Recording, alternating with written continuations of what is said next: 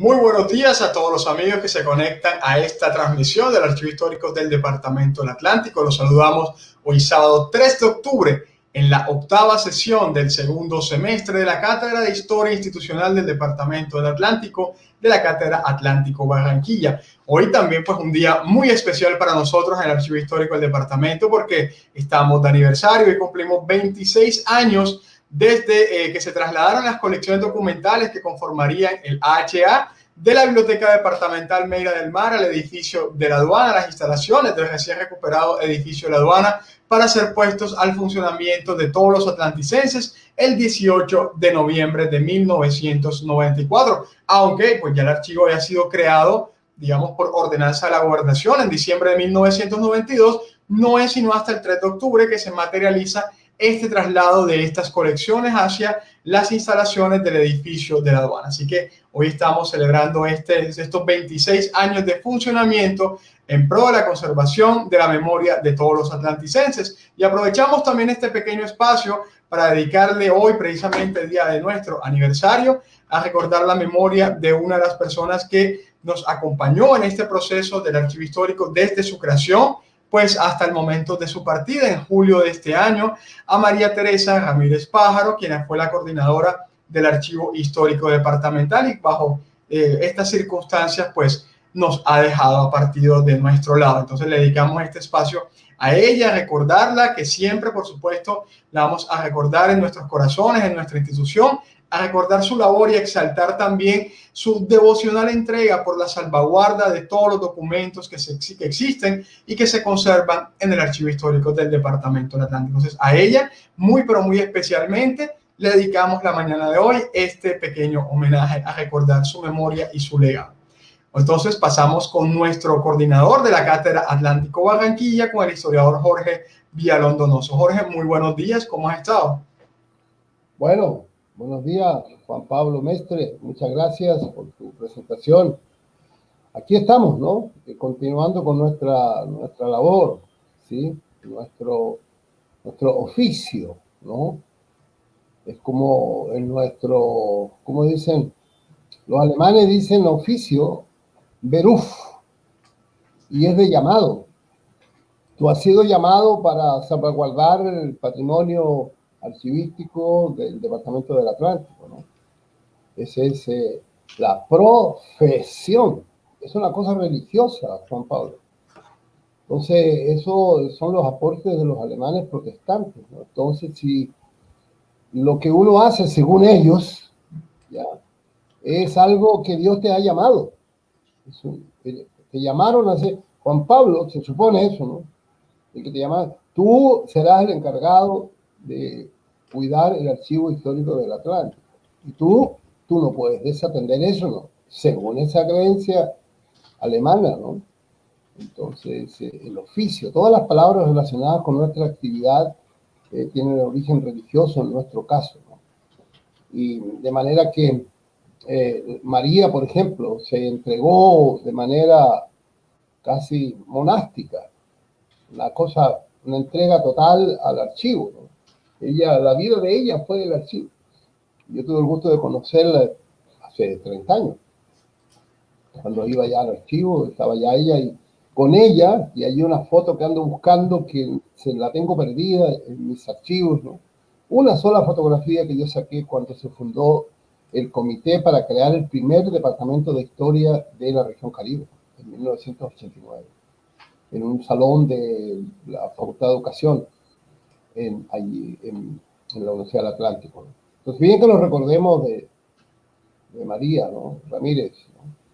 Sí, entonces, esta mañana, a propósito de eso, sí, dime, Juan Pablo. Sí, claro, no, que te decía que como, pues, retomando un poco tus palabras, realmente este trabajo se convierte en algo devocional, en algo de pasión, en algo de entrega y es innegable realmente y digno de admirar todo el esfuerzo y toda la entrega que una persona como María le imprimió a ese trabajo. Como le dices tú, se convirtió en su vida y terminó convirtiéndose, su labor se terminó convirtiendo en una vocación. Y gracias a ella, de verdad, como director del archivo histórico y como compadre también lo reconozco, que gracias a esa devocional entrega de Mari con la conservación de todos estos documentos es que se ha logrado realmente ese ejercicio de la preservación de nuestras colecciones documentales.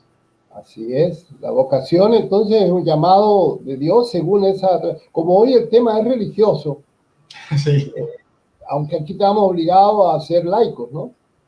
Pero de todas maneras, la religión es parte de la historia del ser humano. Eso sí se hilan muy delgadito. Sí, no, a propósito de la palabra, del llamado, dice la vocación. Vocación viene de boca, de llamado, ¿no? Sí. Es decir, entonces, Juan Pablo Mestre, te llamo para que tú te encargues de resguardar la memoria archivística del Departamento del Atlántico. Por eso dicen, Max Weber, por ejemplo, el sociólogo que ya murió, están cumpliendo 100 años de la muerte de Max Weber, ¿no? La ética protestante y el espíritu del capitalismo, se llama su libro. Él afirma pues de que el auge de Alemania, de Europa Occidental, de Inglaterra, Francia, ¿no?, de los países protestantes, se debe precisamente a que los habitantes de esa zona con esa religión protestante, como ya no tenían la iglesia, ni el obispo, ni el arzobispo, ni el cura doctrinero, ni el papa, ni los concilios, ya no podían ellos salvar a nadie, según Lutero, por la razón por la cual lo persiguieron. Entonces, la única posibilidad que le quedan a esas poblaciones de agradar a Dios es a través del trabajo, del llamado que le hace Dios al ser humano para que haga determinado trabajo. Y Weber le atribuye a esa cosa religiosa, a ese sentimiento, de que ellos hayan sido trabajadores para agradar a Dios, honrados en el trabajo para agradar a Dios, pero no como una cosa religiosa, sino como una cosa de mentalidad de la época. Impregnó a esos países y luego a los Estados Unidos de Norteamérica, y ellos son los que producen la expansión del sistema industrial creado en el siglo XVIII, fin del siglo XIX. Max Weber vio esa cosa y veía otros pueblos, por ejemplo como España, que España nunca quiso acceder a esa industrialización, ellos son católicos. Pero la historia no hay nada definitivo, porque en este momento España, por ejemplo, tan religiosa, porque el tema de hoy es España precisamente, y un santo, que es San Luis Beltrán, ¿no? ¿A dónde van los europeos de los países industriales? Los alemanes, los belgas, los suecos, los ingleses, los franceses. Todos van a España. ¿Por qué? Porque en España ven el pasado que ellos tuvieron y que ya no lo tienen. Sus ciudades están, bueno, ya, pero durante el siglo XX la industria de todos esos países afeaba las ciudades, ¿no? Ahora están en un proceso como de reciclaje de eso, no sé, pero España de todas maneras, gran revolución industrial no pasó por ahí, ¿no? La industrialización se hace apenas en el siglo XX, después de la Guerra Civil, 1950 más o menos pasaron los primeros procesos de industrialización. Entonces todas esas cosas de carácter religioso, de alguna manera, creo yo, o sea, Max Weber no estaba tan equivocado, porque la diferencia con nosotros es notable, con latinoamericanos, y la diferencia con Estados Unidos tiene que ver también con cosas religiosas, ¿no? Ellos son distintos a nosotros, de cómo sentimos las cosas. Y por eso el tema de esta mañana, Juan Pablo, pues a propósito de este tema de la devoción, de la vocación, es dedicársela a un personaje que se llama Luis Beltrán, San Luis Beltrán, ¿sí? Y a propósito también de unos amigos que tenemos, ¿sí? Tenemos amigos en varias partes en el Departamento del Atlántico, esa parte hay que desarrollarla todavía, eso con Juan Pablo hemos hablado y con otros amigos más, con Alessandro Vega, ¿no? Tenemos que en los próximos 3 años, si podemos movernos más o menos con cierta facilidad, de hacer presencia en las 23 cabeceras municipales del Departamento del Atlántico, que corresponde a los 23 cabeceras municipales, sí, precisamente. Ya estamos en Barranquilla, hemos estado en Puerto Colombia, hemos estado en Galapa, sin mi persona hemos estado en Soledad, por supuesto, ¿no? Yo estuve en Polo Nuevo, también en Polo Nuevo, hemos estado en Sabana Larga, ya, pero apenas son 6, más Rotinet, 7, Sí, pues faltarían todavía bastantes, ¿no? Lugares por donde ahora me estaba hablando Juan Pablo, ¿no? Estamos organizando a ver si podemos organizar algo para ir como la cosa del patrimonio, a ir a La Peña. Y es un lugar de los más antiguamente habitados por seres humanos acá a la orilla, en la costa oriental, en la playa oriental, digamos, de la laguna del Guajar. Bueno, el tema de hoy es para recordar también a José Agustín Blanco Barros, ¿no? Eso es lo que me motiva, ¿no? Él me impregnó bastante de esto, ¿no? El tema Luis Beltrán. Lo tengo por ahí, siempre tomando notas de Luis Beltrán, porque él siempre me hablaba de Luis Beltrán, José Agustín Blanco. Y me hablaba con mucha devoción, con, mucha, con mucho sentimiento, ¿no? Y después de varios años yo me doy cuenta de que él era un profundo católico, en el mejor de los sentidos, y además consecuente, muy consecuente. Y él siempre afirmaba que para entender, y esto para la gente joven, ¿no? Me decía, cualquiera que quiera entender lo ocurrido en 300 años de presencia española en América, y en particular en el departamento del Atlántico desde 1533, o sea, ya se cumplen 500 años en 1533, en 13 años más, ¿no? Si estamos, los que estemos, hay que conmemorar eso. El 21 de marzo llegan los españoles acá Pedro de Heredia, el 21 de marzo de 1533 ya está en Galapa y está en Barranquilla. Y después ya se inicia el proceso ya de presencia española, ¿no? Entonces, con José Agustín, él siempre me hablaba de tipo de cosas, sobre todo del papel de la iglesia en todo el proceso. Ya. Eso me quedó allí, yo hice anotaciones, tengo una libreta con las anotaciones que me hacía José Agustín. Más de alguno me ha dicho a mí, personas conocidas, otras no tan amigas, ¿no? A propósito de José Agustín Blanco.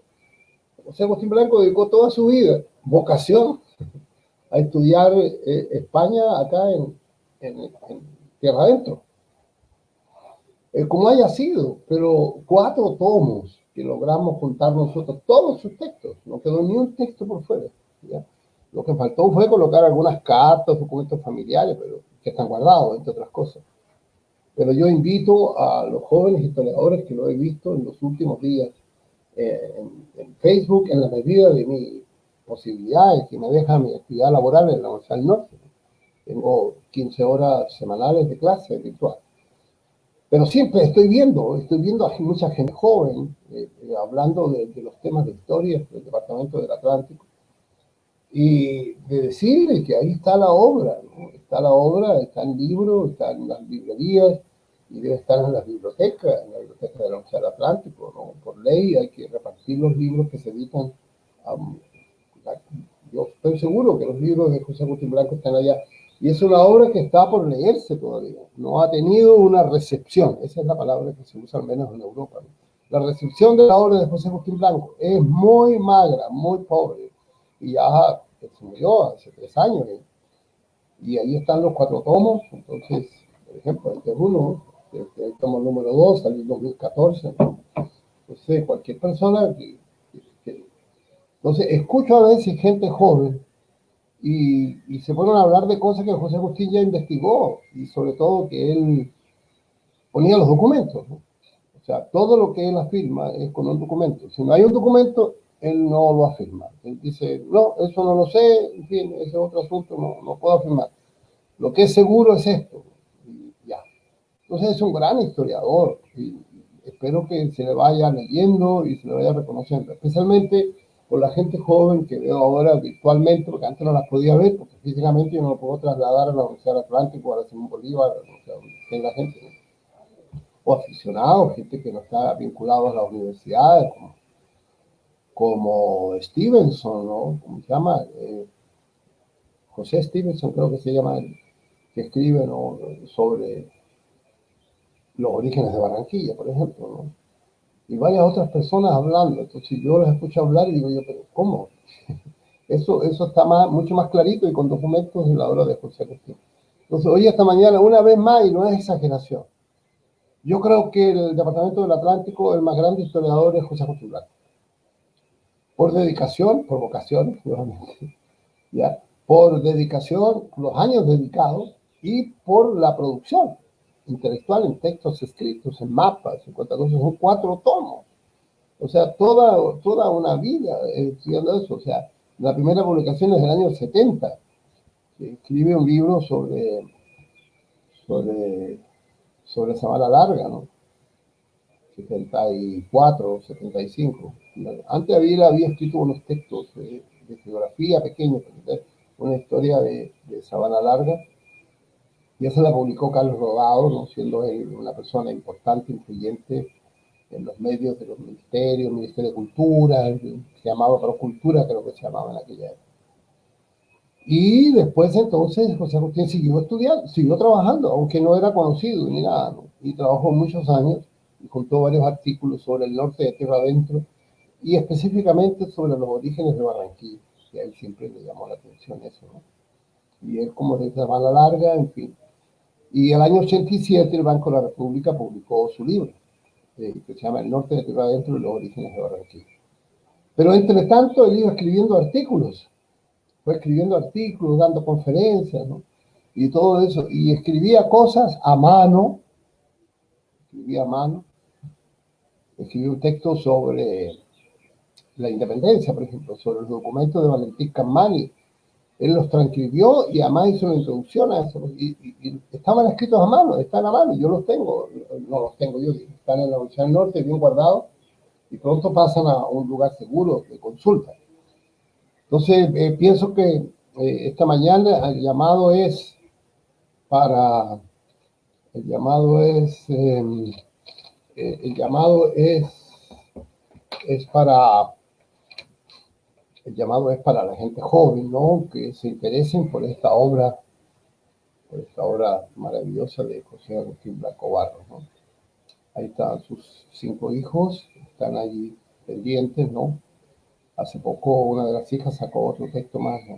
Pero él se perfila a medida que pasa el tiempo y en la misma medida en que las carreras de historia, de pregrado y de posgrado. Cartagena ahora tiene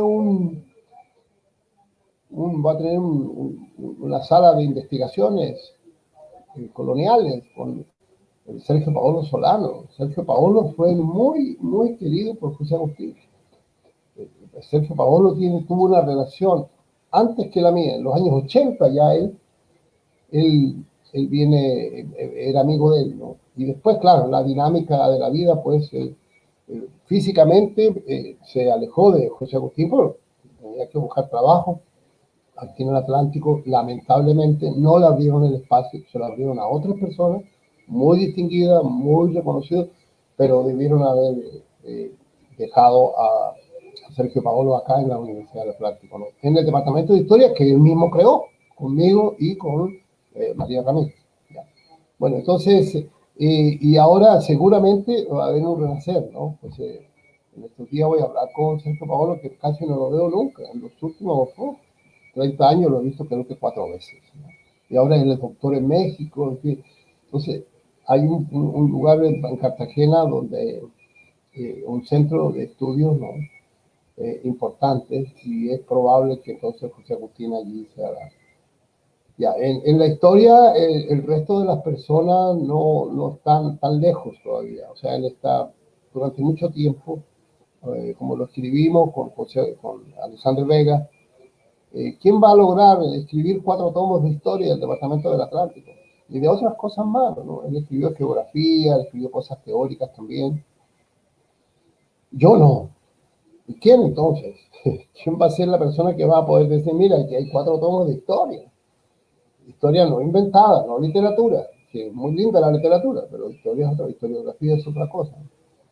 Y sobre todo apegada a los documentos que se han entonces, eso es lo que el mensaje, ¿no? Entonces no me perdonan que yo insista tanto en José Agustín, porque hay que pegarse a la tradición y uno aprende mucho. Él ya falleció y todo, pero yo sigo pegado a él y hablo con él casi todos los días, siempre estoy mirando, preparando un tema, por ejemplo ahora, todos estos días he estado leyéndolo a él y conversando con él, porque uno conversa con los muertos. La manera de conversar es con los libros, ¿no? Si ustedes toman cualquier libro ¿no? de historia de una persona que ya no está, y se produce un diálogo, sin lugar a dudas, ¿no? Y vienen los recuerdos y las cosas, ¿no? O sea, la persona escribe un libro y es leído y comentado, ¿no? Esa persona está viva todavía. Bien, entonces, ¿por qué Polo Nuevo, no? Porque eh, el tema de la religión, ya mencioné el hecho, ¿no? de la religión protestante, que los protestantes son distintos, tienen varias cosas diferentes a nosotros, ni buenas ni malas, son distintos sencillamente. Los católicos. Yo personalmente no soy muy religioso, no soy practicante religioso, no. Me dijo alguna vez una persona que la religión uno la heredaba de la mamá. Mi mamá era católica, pero nunca fue a misa. Y no nos bautizaron tampoco a nosotros. Yo me bauticé católico después por otras razones, tenía 23 años. Pero no soy religioso, digamos, público. En ese sentido, pues tengo un padre protestante, de familia protestante, presbiteriana, entonces no, se me mezclaron ahí las cosas, más la historia, que es laica, ¿no? Quien acumula ciencia, acumula dolor, dice el Eclesiastés. Entonces casi nunca discuto de cosas de religión. Y ahí le heredo el protestantismo de mi padre, que finalmente fue masón en los últimos años de su vida, sobre todo el tema de Lutero. Lutero es una persona muy diferente a nosotros, pero él dijo cosas que integraron a Europa y a todos nosotros todavía. Por ejemplo, que el tema religioso es un tema de cada persona con su conciencia, donde nadie se puede inmiscuir, ni a favor ni en contra, ni para salvarte ni para condenarte. Entonces, yo recurro siempre a Lutero, ¿no? Cuando me tratan a mí de predicar cosas de cualquier religión, yo digo, mira, Lutero, 1521, 21 de marzo, 21 de marzo, sí, creo que sí, 21 de marzo, en 1521, Lutero compareció frente al hombre más poderoso que ha existido en la tierra, que es Carlos V, que tenía 21 años. Carlos V de Alemania, Carlos I de España, nieto de Isabel la Católica, hijo de Juana la Loca y de Felipe el Hermoso. Y él comparece entonces frente a él, y le dicen que se retracte. Y él dice, no, yo no puedo actuar en contra de mi conciencia. Eso es lo que yo pienso. Dios me perdone, amén, y se fue. Y lo salvó un príncipe alemán, de que había en ese tiempo no existía Alemania, no existían principados. Lo salvó y entonces él mismo aceptó la crítica y le dijeron, oye, pero ¿cómo?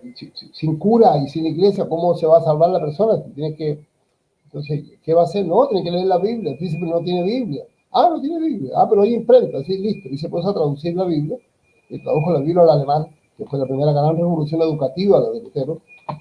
Y por eso que entonces esa misma cosa religiosa incidió mucho en la mentalidad alemana, en sus relaciones entre ellos, frente al trabajo.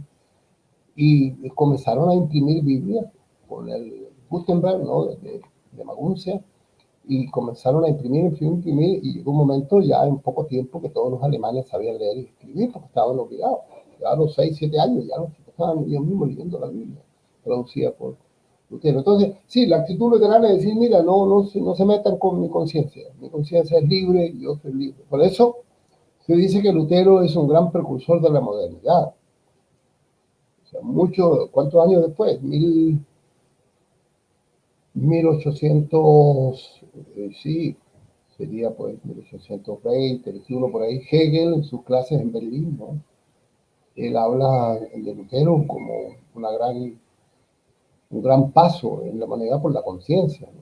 Y de alguna manera, el mejor conocedor de estos temas en Colombia hoy, Jorge Luis, como se llama el apellido del profesor de la Universidad Nacional, él le atribuye a Lutero muchas cosas. Por ejemplo, precursor de la época moderna, con lo bueno y lo malo que tiene la época, ya es historia, donde no hay nada que hacer. a pesar de la crisis pandémica. Entonces, el tema religioso en la religión protestante es muy importante, en la sociedad protestante, en Estados Unidos, en Europa. Y para nosotros es el catolicismo. Por el catolicismo nosotros estudiamos y aprendemos muchas cosas también, ¿no? Entonces, digo todo esto para decirle que mi inquietud es académica, en este caso, de reconocimiento a José Agustín, católico profundo, y también, sí, porque la influencia de la Iglesia en la conformación de nuestra cultura, yo la considero muy, muy importante. José Agustín siempre me decía, cuando usted vaya a estudiar la colonia en América, concretamente en el departamento del Atlántico, nunca debe dejar de lado qué estaba haciendo la Iglesia. Y sobre todo determinados sacerdotes. Y entre ellos, pues, el sacerdote, pues, que ya dijimos, ¿no? Sí, que está dedicado a Luis Beltrán. Luis Beltrán. Entonces, ahora, una anécdota.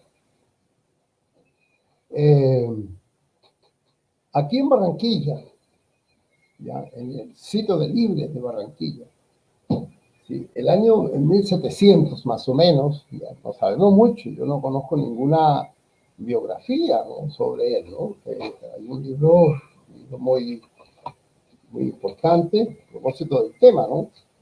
Aprovecho de recordarme de este insigne caballero, ¿no? Se llama, pues, sí, Jorge Becerra Jiménez, no sé si alguno de ustedes logró conocerlo, ¿no?, que hace una biografía, una historia de la diócesis de Barranquilla a través de la biografía del padre Pedro María Revuelta. Entonces, sí, este es un libro, casi no se encuentra. Si lo encuentran por ahí, cómprenlo, porque él habla de historia de Barranquilla, pero desde la perspectiva del padre Pedro María Revuelta. Y tiene un prólogo muy bonito, ¿no? De Juan Pablo Ginás, ¿no? Que fue el presidente de la academia, digamos, el que levantó de facto la primera academia, no, la Academia de Historia de Barranquilla, ¿no? No es la primera academia, ya a principios del siglo en Barranquilla había grupos, hasta los años 60 todavía había. Entonces, sí, y aquí hay varios datos. Bueno, uno de los datos que se encuentran acá, a propósito de Barranquilla, ¿no? Y eso lo tiene ¿cómo se llama?, el cronista Alfredo de la Espriella, ¿no? Y también en los textos de Domingo Malavet, no, del libro, ¿no?, Barranquilla, su pasado y su presente, a propósito de las parroquias y esas cosas. Hay otro santo, no santo, hay un sacerdote, pero se llama Luis Suárez. Luis Suárez, no Luis Beltrán. Entonces también se llama Luis. Y 1700 más o menos llegó a Barranquilla, de sotana, de todo, sacerdote, pues, ordenado de la Iglesia Católica. ¿Y a qué se dedicó él? Y cada vez que yo veo aparecer al ex sacerdote, ¿cómo se llama?, que se salió ahora, que colgó la sotana, ¿no? Se parece bastante a él. Entonces, este señor Luis Suárez, no Luis Beltrán, 1700 más o menos, hablaba con los mestizos, mulatos y zambos de ese sitio de Libres, de la Barranquilla, ¿no?, de San Nicolás, de Tolentino. Juntaba a la gente joven y hacía casamientos colectivos, ¿sí? El padre Linero continúa en lo mismo. Entonces digo yo, mira, han pasado cuántos años, han pasado 1700, 1800, han pasado 300 años, y todavía hay un sacerdote que anda buscando, mira, tú sabes como lo imita un señor humorista acá, ¿no?, José. Entonces, mira, hace 300, cuando hablo alguna vez con el padre Lero, que nunca hablaba, lo decía, oiga, usted interésese por la vida de Luis Suárez, no Luis Beltrán, que en Barranquilla, mira, juntaba a la gente, conseguía que le reconocieran las propiedades de los ranchos que habían levantado de paja, de madera y de cosas, en los ranchos improvisados, pues, sin trazado de calle, sin nada, en esa Barranquilla, un sitio de Libres total. y andaba cazando a la gente, y es el que da inicio, Luis Suárez, a un comité. Él funda con otras personas más, muy pobres, pues éramos un sitio de libre, pues, tendríamos nosotros, habían aquí 1.500 personas de Luis Suárez, ¿no? Y entonces formó un comité y que fue exitoso, de crear una iglesia. Y la iglesia finalmente fue reconocida como parroquia ya, Barranquilla, elevada a la categoría de parroquia, y comenzaron a construir la iglesia de San Nicolás de Tolentino, sería, porque San Nicolás es de Tolentino, Italia. Y entonces todas esas cosas hizo el padre, ¿no? Y eso está documentado también, está documentado por José Agustín Blanco. José Agustín Blanco tiene una cita maravillosa en donde cita un documento judicial del siglo XVIII, en donde hay un reclamo porque se forman comités para juntar dinero, para levantar una torre, para poner una ventana, para continuar con el proceso de construcción del templo católico de Barranquilla. Y la plata se la embolataban y se la robaban, se la malgastaban, no sé. O sea, como dicen aquí, se tumbaban el billete de las plata que ponía la gente para las cosas. O sea, no ha cambiado mucho Barranquilla, como ustedes ven. Entonces, ese es Luis Suárez. Entonces, un gran personaje que hay que animar a alguna persona que haga una biografía de Luis Suárez, ¿no? Porque realmente interesante. Es el primer cura que llega aquí cazando a la gente, dando plata y arreglándole las cosas. O sea, un cura de esa, el cura cuando en ese tiempo se vinculaban a la vida cotidiana de las personas. Entonces, esa primera mención que hago de eso. Bien, quiero saludar a Otto Mendoza, no creo que esté por ahí, no sé, está por ahí, no está aquí, no sé, ahí, a ver, aquí tengo un chat acá, de pronto está mi amigo Otto. Otto Mendoza es un gran señor de San Luis Beltrán. Después se llamó Pueblo Nuevo, y finalmente en un barbarismo de la lengua española, Pueblo Nuevo, ¿no? Juan de Acosta, ¿no? Es mucho más largo el nombre, ¿no? También Barranquilla, pues. La tendencia de este pueblo a acortar la cosa al mínimo, entonces, Pueblo Nuevo, ya, Pueblo Nuevo, eso es la realidad. Entonces, sí. Hicieron una vez, en los 156 años del surgimiento de ese sitio de libre, digo yo, ¿no? Se llama Pueblo Nuevo, y sacaron una revista, ¿no? Esas cosas que yo colecciono, ¿no? Muy importante, ¿no? La lucha de los pueblos por no desaparecer en 1745, ¿no? Entonces, aquí. Y por supuesto, citan a Mendoza, escribe, ¿no? Y hay unos dibujos, ¿no? Que yo no tengo aquí cómo escanear, si yo se los hubiera mostrado a ustedes, ¿no? ¿Ya? Entonces, hay un caricaturista que no sé quién es, ¿no?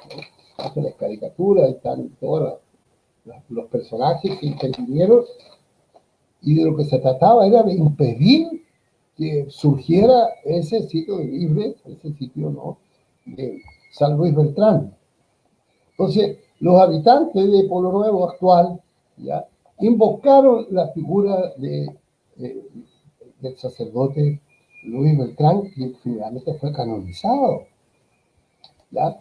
Entonces, eso primero, un saludo acá. Quiero decirles también de que una vez estuvimos, ya hace unos 3 años, por Raimundo Alvarado, un gran personaje cívico de Pueblo Nuevo, si está por ahí, le cuentan que Centro de Memoria Histórica de Pueblo Nuevo, mira, ahí está la gente, ¿no? Ahí está la gente en el chat, no sé si ustedes pueden leer el chat.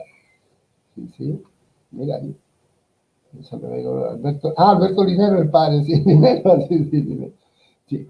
Buen día a todos, Centro de Memoria Histórica de Pueblo Nuevo. Qué bueno, entonces sí. Ya estuvimos una vez allá, pero hace como, no sé, 4 o 5 años, hace un rato ya que estuvimos por allá. Voy a decir exactamente cuándo fue ese evento, ¿no? Fue una reunión maravillosa, realmente, con la gente en el 2017. En 2017 hubo una reunión con Raimundo Alvarado, y eso fue una sesión pero extraordinaria, porque fue mucha gente, loco, de las 10 de la mañana o hasta las 3 de la tarde. Y fue mucha gente del pueblo, y gente antigua, abogados, gente que guardaba papeles. O sea, Pueblo Nuevo es muy particular porque tiene una conciencia histórica, comparado con Barranquilla, guardadas las proporciones, pero o sea, ellos tienen mucha memoria, no se han olvidado nada, y sobre todo no se han olvidado de la gloriosa gesta, ¿no? Para no dejarse tragar por los Borbones, ¿no? En pleno siglo XVIII. Entonces, un cariñoso saludo y vamos a volver, ¿no? Con Juan Pablo ya hemos estado hablando, y una vez que nos liberemos, ojalá, pues, de esta pandemia, ¿no? Entonces sí vamos a volver a visitarlos, algunos sitios del departamento del Atlántico, y sobre todo por lo nuevo, ¿no? Ahí tuvimos la alcaldía, en el 17 había otro alcalde, ¿no? Y estuvo muy interesante, y sobre todo después al final un almuerzo extraordinario en un comedero criollo, ¿no? Con techo de bareque y de cosas, ¿no? ¿no? Y a mí se me cometí el pecado de pedir, por favor, me paré, y fue a donde estaba el fogón, y por favor que me convidaran, porque me sirvieron un boca chico, ¿no? Y que me convidaron un poquito de arroz, y me dije, silencio, que aquí nadie come arroz con pecado, aquí solamente el pecado es con la manijot esculenta utilísima, yuca, ya. Entonces, un saludo a la gente de Pueblo Nuevo, y pronto volveremos ya bien armados y todo, y hacemos un gran evento allá, en una salita que tiene precisamente en la biblioteca, creo que de Pueblo Nuevo, ¿no? Entonces, ya eso. Entonces, sí, otra que ya les dije sobre los Suárez, muy bien, ya vamos entonces avanzando las cosas. Voy a mencionar algunas cosas, ¿no? Juan José Nieto. Juan José Nieto, él tiene en el libro que editó nuestro amigo allá en Sabana Larga, ¿no? Sí, nuestros amigos de Sabana Larga fueron los que publicaron este libro, no sé cómo levantaron la plata, ¿no? Entonces, sí. Entonces, allá está. Sí, mira, tiene un prólogo de Gustavo Belemos, también todo. La dirección de la Fundación Pueblo Barahona. Bueno, entonces, esto está publicado. ¿Y qué dice Juan José Nieto? Esto de 1839, como todos saben, ¿no? El primer el libro de historia que se escribe acá, ¿no? Y aquí donde se inicia el tema de que Barranquilla había sido fundada en 1629, ¿no? Por unos ganaderos de Galapa. Entonces, él hace una descripción, ¿sí? de todo, ¿no? Juan José Nieto, compilación de la obra del presidente, geografía histórica, ¿no? La geografía histórica, geografía histórica, estadística y local, se llama. Y el primer cantón y todo. Y cuando dice Palmar de Varela, todas las cosas, ¿no? Esto es 1839. Voy a leer lo que dice de Pueblo Nuevo. Todavía él escribió Pueblo Nuevo, ¿sí? Yo cojo esta edición porque esta edición no cambian los nombres no cambian nada, ¿no? Es lo más fiel que hay a la obra original de 1839. Dice, Pueblo Nuevo, no, Pueblo Nuevo, con 420 habitantes. 420 habitantes divididos por 5 son 80 familias. Siempre eso es así. Me lo enseñó José Agustín. Las familias son de 5. Desde hace, no sé, siglos enteros. No sé, por el tamaño de las ollas o no sé qué cosa, ¿no? Entonces, si son 420 habitantes en 1840, ¿ya? Después de la independencia, eso significa dividido por 5, 8. O sea, son 420, son 80 familias, 80 casas. Quizás eran menos, ¿no? Parroquia de indígenas muy moderna, dice él. La verdad es que de indígenas poco, sobre un terreno arenoso y llano, y en el camino real que conduce de la capital a las villas de Barranquilla y Soledad. Está hablando de la capital de Cartagena, por supuesto. Este pueblo es afamado por el tejido de esteras de junco de todos tamaños, de cuyo artículo provee a aquellos cantones, y por sus excelentes cocos en que abunda, ¿sí? El agua que se bebe en esta parroquia es casi tan blanca como la leche, y ninguno ha averiguado aún el origen de esta cualidad. Habría que ir para allá y preguntarle a qué memoria tienen, porque el agua es blanca, debe tener algún mineral, alguna cosa. Bueno, eso es de la tradición. Yo estoy siempre apegado a la tradición. El padre Pedro María Rebollo, padre María Rebollo, perdonen estas cosas a las personas que conocen esto, pero yo estoy pendiente. Para mí lo más importante en este momento es llegar a los profesores de primaria, sobre todo, y secundaria del Departamento del Atlántico que hacen clases de historia.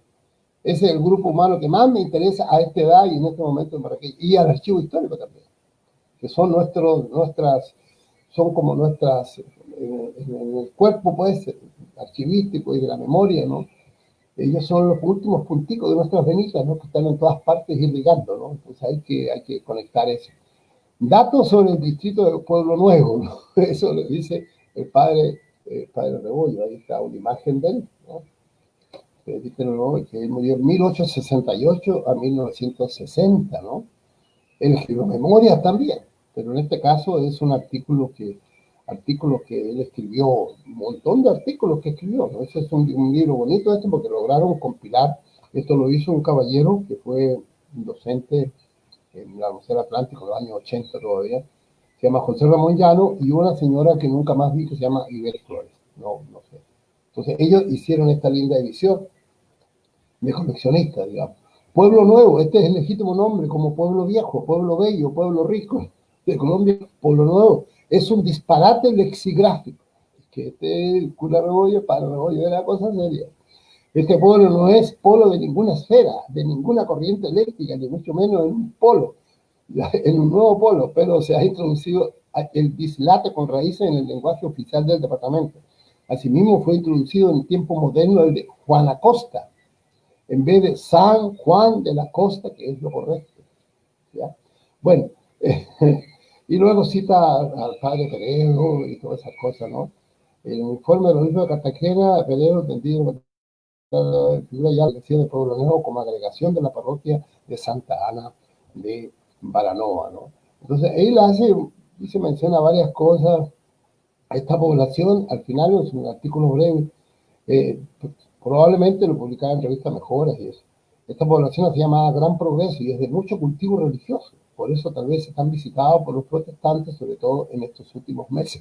ya estaba peleándose el padre ya con la gente que iba a predicar otra religión. Bueno, eso es entonces una referencia, pues, para ir completando, ¿no? La idea es que Otto, ¿cómo se llama? Otto Mendoza, pues, debe estar mirando a ver si lo tiene en la lista, la bibliografía, ¿no? Para responder la pregunta básica de cualquier estudiante, y yo lo veo poco eso. Una vez más lo digo.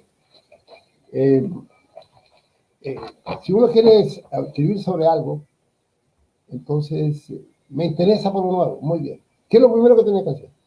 Averiguar qué se ha escrito sobre Polo Nuevo, para no descubrir el agua tibia, ¿no? O que la Tierra es redonda, como una naranja, como dijo el señor que estuvo encerrado años enteros en un cubículo en 100 años de soledad, y finalmente salió el tipo de muchos días y dijo, ya, por fin, descubrí. La Tierra es redonda como una naranja. No, entonces, para que no nos pase el síndrome de Valeriano Buen Día, sí, hay que saber primero qué se ha escrito. ¿De qué manera? De la misma manera de siempre. Cualquier libro que uno tome, siempre los libros tienen una referencia. Incluso en esta revista, ahí están indicados los libros, ¿no? Están las citas de las personas, el mapa. Mapa del noroeste del partido Adentro, donde aparece el sitio de Universidad, ¿sí? Poblamiento por José Agustín Blanco Barro. Ellos citan todo lo que dice Otto, todo lo que escribe en esta revista maravillosa, está dicho allí, ¿no? Menciona la fuente de donde se sacó, por supuesto. Y después va uno a ese libro y va buscando, y el primer trabajo es silencioso, del libro en libro. Después uno habla con los amigos y dice, mira, estoy interesado por lo nuevo, ¿qué tienes tú? Tal cosa, lo tengo. Tal cosa, ya lo tengo, ya lo tengo. Ah, eso no, ¿dónde está eso? Qué raro que se me salió. Esa es la manera no sistemática. La manera sistemática del historiador es silencioso. A menudo me encuentro con gente joven, me dice, profesor, quiero hacer un trabajo sobre cualquier municipio, sobre Juan de Acosta, por ejemplo. Y digo, mira, lo primero que tienes que hacer, no tienes que hablar con nadie, menos conmigo. ¿Tienes un libro? Sí, pero un libro, el texto de José Agustín Blanco Barros, de Juan de Acosta. Aquí está, pues, en el segundo tomo. José Agustín Blanco Barros. Entonces, aquí uno busca acá, y busca el índice, y aquí está, entonces, y yo le voy a decir, para darle buen ejemplo, Juan de Acosta, Isaco, Tierra y Sociedad, página 349. Poblamiento indígena en el área de Juan de Acosta, la tierra, aspectos biofísicos, todo eso. Segunda, la sociedad costera, evolución de las dos, ya, eso. Entonces, eso está ahí. Entonces, hay que revisar acá. Y este historiador tiene la bibliografía que él usó. Una persona que hace ese ejercicio en poco tiempo va a saber todo lo que se puede saber escrito sobre ese tema. A partir de ese momento, entonces, hace un estado del arte, y ese estado del arte, entonces, se lo presenta al tutor. Me dice, mira, esto es lo que se sabe de Juan de Acosta, y estos son los documentos que se han investigado, son las entrevistas, las fotos, los mapas, todo esto. Algunos de los documentos que he logrado sacar y conseguir. Y a partir de ese momento, el tutor de la Escuela de Historia le dice, bueno, ¿qué no se sabe? Vamos a ver, ¿qué fuentes documentales tenemos? ¿Qué hay en el Archivo Histórico del Atlántico? Está esto, están las notarías, en fin. Bueno, vamos a ubicar, vamos a nosotros no a escribir la obra magna, sino que vamos a agregarle a ese cuerpo de conocimiento, le vamos a agregar un bloquecito más a ese edificio. No todo, que así es que uno hace uno pone un bloquecito más en un edificio que se está construyendo. Eso es, entonces, una recomendación metodológica. Soy optimista de pensar que siempre hay alguna persona que está tratando de hacer historia, ¿no? Y se olvida de esta parte tan importante, ¿no? Que es la bibliografía, y de manera sistemática, de libro en libro, de libro en libro, hasta cerrar el ciclo. Se demora uno, depende de, ¿no? Si está en una biblioteca buena, donde está todo, por ejemplo, en la Universidad del Norte, si está en la Universidad del Norte en la biblioteca, está lo que ustedes quieran, hasta cosas, lo de Angulo está ahí. Angulo y Blanco están allí. Angulo para el periodo prehispánico y para la parte española, entonces, en Blanco, ¿no? Más otras cosas más, pues tenemos el legado de los otros historiadores de Barranquilla, como el Diego de la Peña, que fue un abogado, un gran profesor de historia del estilo declamativo, ¿no? Y él tiene una colección de historia de Colombia del siglo XIX y parte del XX, pero exquisita, está ahí, bien guardadita, ¿no? Y uno la ve ahí. Entonces, ya, eso es respecto a algunas cosas metodológicas. Entonces, vamos ahora, entonces ya aclaramos la confusión, yo también la tuve, pero ¿cómo? Si el mismo cura, no puede ser, pues ya son muchos años de diferencia, como 200 años. Una cosa es Luis Suárez y otra cosa es Luis Beltrán, son dos cosas distintas. A veces las personas andan haciendo una nota para la radio o para una revista o para ahora que se hacen cosas libremente y las colocan en Facebook o en YouTube. Muy bonitas esas actividades, ¿no? Un buen tema es los dos Luises, los dos Luises de tierra adentro, ¿no? Los dos Luises de tierra adentro, una cosa así, ¿no? O sea, y además dos religiosos. Ahora, uno de ellos es santo, que es San Luis Beltrán. Voy a mostrar algunas imágenes entonces para ir adentrándonos en el tema. Voy a hablar un poco de este sacerdote hasta donde yo puedo saberlo por José Agustín Blanco, ¿no? Me parece una figura realmente fascinante de nuestra historia del departamento del Atlántico, ¿no? Jean-Falc Simón, un saludo, estimado profesor Villalón, Alessandro Vega, Fernando Ferrer, hombre, Fernando, ¿ah? Ahí vivía Pérez de Vargas, ¿no? ¿Ya? El famoso alcalde pedáneo y me andaba con la carpeta, ¿no? Con todos los papeles más importantes, ¿no? Y el Centro de Memoria Histórica, Miguel Pardo, ¿cómo estás? Freddy Enrique Pulido, ¿cómo está? Distinguido, oiga, quiero hablar con usted. ¿Qué está pasando con la CRA? Aníbal Salur, ¿cómo está? Freddy Enrique Pulido, yo le dije Rafael Arteta, hombre, bien, Rafael. Y, claro, ok, bien, entonces voy a entonces escribir, voy a mostrar algunas imágenes para ayudarnos un poco, ¿no? Pantalla, compartir. Ya, entonces, perdona a las personas quizás, que yo insisto mucho, ¿no? Yo estoy motivando a la gente, motivando a que hagan cosas. Ahí está, sábado 3 de octubre del 2020, ya, ahí está, entonces vamos a ya. Esta imagen, ¿no? De Sinónimo Bosch, pues, me parece pertinente, ¿no? Está aquí, donde yo duermo aquí, ahí está, ahí lo tengo, el cuadro grande, ¿no? Es el mismo cuadro grande que tengo, ¿no? Entonces, Este Hieronymus Bosch se llama El Jardín de las Delicias. El nombre nunca he entendido por qué se llama así. La verdad es que no, nunca he sabido por qué le puso ese nombre, ¿no? Uno dice Jardín de las Delicias, uno cree que se va a encontrar pues, otra cosa. No, este es un tríptico. Y tríptico creo también porque presenta las tres etapas de la historia de la humanidad vista por una persona holandesa medio española, porque España tenía en Flandes, tenía intereses comerciales, militares, etcétera, ¿no? Entonces, fue un territorio siempre en disputa, ¿no? Esa gente que nunca esos flamencos, eso nunca se rindieron, ¿no? El Flandes. De allá era Hieronymus Bosch, muy católico, y entonces él pintó este cuadro, pero ese cuadro es la historia de la humanidad en esas tres etapas, ¿no? O sea, una antigüedad, ¿no? Un medioevo y finalmente la época moderna, ¿no? Y con un comienzo de creación, o sea, la historia comienza por un acto de un ser superior, sería el Dios judío en este caso, ¿ya? Y digo eso pues, con respeto, porque también hay dioses entre los árabes, los indios acá tenían dioses también, o sea, dioses son los que hay, ¿no? A nosotros nos correspondió pues de Jerusalén, ¿ya? De Jesucristo. ¿Ya? Y luego entonces, y al final, sobre todo con el Apocalipsis, ¿no? O sea, hay un comienzo por un ser superior, aquí está la creación de Adán y Eva, ¿no? Todo el paraíso. Y aquí sigue, y en un momento determinado, ¿no? Aquí se empiezan a producir los primeros contactos de Europa con el resto del planeta, ¿no? Y está todo el Renacimiento, ¿no? Y la época del Renacimiento, hasta terminar entonces en la hecatombe final, ¿o qué sería eso? Esa es una ampliación ese es el final. Y yo veo eso y yo me estremezco.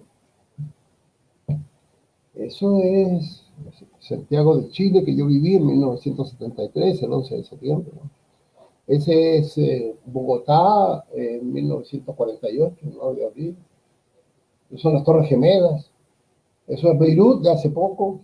Eso es Vietnam. Eso es Berlín en abril de 1945. ¿Ya?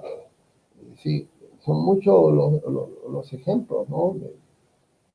Y por supuesto Hiroshima y Nagasaki, el 6 de agosto y el 9 de agosto de 1945, donde tiraron las primeras bombas atómicas. ¿Por qué saco mención esto? Porque esta es la creencia religiosa de la historia de la humanidad, ¿no? Entonces, ya. Y aquí está la figura de San Luis Beltrán. Ya, entonces, sí, la figura, ¿no? Sí, que sí. Fascinó a José Agustín Blanco, este personaje. Voy a ver varias imágenes para ambientarnos un poco y superar la virtualidad, ¿no? Ahí está San Luis Beltrán. Y el año que nace, 1526, el 9 de octubre, ¿no? Fiesta 9 de octubre, ya pronto, ¿no? 1526. En 1526 ya estaban haciendo las primeras casas, ya habían hecho ya el alarife, había marcado con un cordel largo, había marcado pues la plaza, la catedral de Santa Marta. Entonces ya no había más nada acá, era lo único que había, no existía ni Cartagena, ni Riohacha, nada, según hasta donde yo puedo decir. En ese momento, cuando él nace, Santa Marta estaban haciendo las casas los españoles. Lo más probable, sí, 1526, cuando él nace, Santa Marta era un grupo de bohíos, de casas de madera, ¿no? Y de paja, ¿no? Estaban los españoles allí haciendo las incursiones tierra al sur, ¿no? Donde están los grupos indígenas, porque los indios no vivían ahí donde está el centro de Santa Marta, no, porque ellos no se ubicaban tan cerca del mar, tan cerca de... Bueno, y fue beatificado en 1671 por un papa que se llamó Paulo V, que no tengo idea, no, por qué más, fue beatificado, imagínate, 1600, canonizado por Clemente X, fue declarado beato primero y canonizado por Clemente X en 1696. Y declarado patrón principal de Nueva Granada por Alejandro VIII en 1690. 1690. Entonces, estamos hablando del siglo XVII, ¿no? Todo el, ¿sí? Recordemos la fecha.